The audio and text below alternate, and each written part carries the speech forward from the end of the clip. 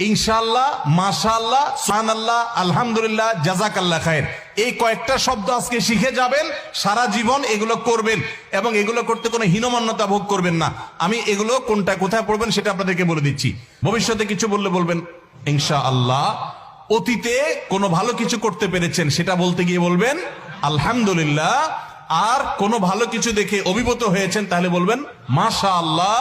এবং কোনো কিছু দেখে আশ্চর্য হয়ে আল্লাহর পবিত্রতা জ্ঞাপন করছেন বলবেন সুবহানাল্লাহ। উপরে ওঠার সময় পড়বেন আল্লাহু আকবার, নিচে নামার সময় বলবেন সুবহানাল্লাহ।